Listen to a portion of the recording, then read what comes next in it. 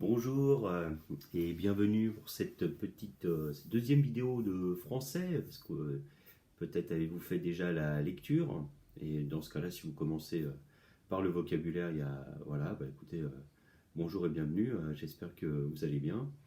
Je vous propose de vous rendre à la page 148, vous prenez votre cahier du jour. Alors moi j'ai commencé par la lecture, donc je tire un trait. Et dans le cahier du jour, ensuite, j'écris ce qui est écrit derrière au tableau. Vous allez voir, on se trouve à la page 148. Il faudra lire d'abord ce petit texte et répondre aux questions qui sont au-dessous. Voilà. Donc, page 148, les moyens de transport. On en a déjà parlé en géographie, hein, vous vous souvenez? Alors, de manière approfondie. Donc là, ce sont des questions, vous allez voir, assez simples. Donc, je vous demande une phrase-réponse hein, à chaque fois. Et puis ensuite, alors je vous demande de faire donc l'exercice 12. Et le 13, alors le 13 ensuite, c'est le nom d'un, c'est le, comment dire, c'est le, juste du vocabulaire. Hein, alors le 12 je lis hein, l'énoncé. Lis le texte et réponds aux questions. Alors fais la liste de tous les moyens de transport évoqués dans ce texte, donc le petit texte qui est au-dessus, hein, en bleu. B, quel est le moyen de transport préféré des Français? Voilà.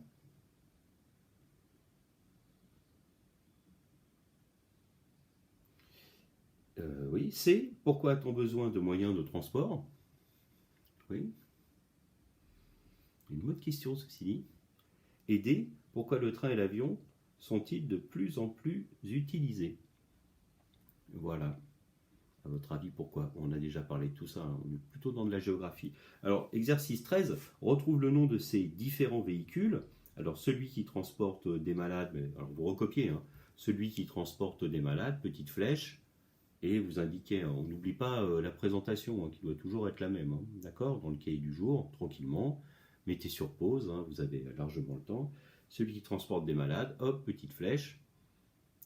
Voilà, et on attend la réponse. Celui qui transporte des bébés, hop. Celui qui transportait des rois et des reines. Celui qui glisse sur la neige. Celui qui transporte du foin. Celui que l'on appelle pour qu'il nous conduise où l'on souhaite aller. Celui qui transporte des marchandises. Hein, on cherche des véhicules. Et puis si vous le souhaitez, tiens, pareil, un petit peu de révision, vous pouvez rajouter, tiens, j'ajoute le 15 de la même page. Donc il s'agit de retrouver la signification des logos. D'accord? Donc TGV, ça veut dire, voilà, c'est ce qu'on appelle un logo, hein, d'accord? On a les initiales, alors qu'est-ce que je pourrais vous donner comme exemple?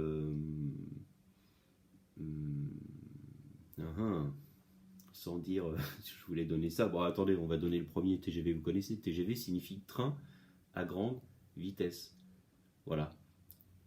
On a pris les mots importants de cette signification. On en a fait un petit logo. C'est pas logo, c'est un sigle. Voilà, le mot est écrit dans le livre. Hein. Ça s'appelle un sigle. Un logo, c'est un dessin, une image qui permet de reconnaître une marque. C'est autre chose, ça.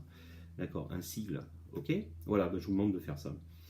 Écoutez, à tout à l'heure pour la correction, cet après-midi, ou alors à tout à l'heure pour la lecture, ou les mathématiques.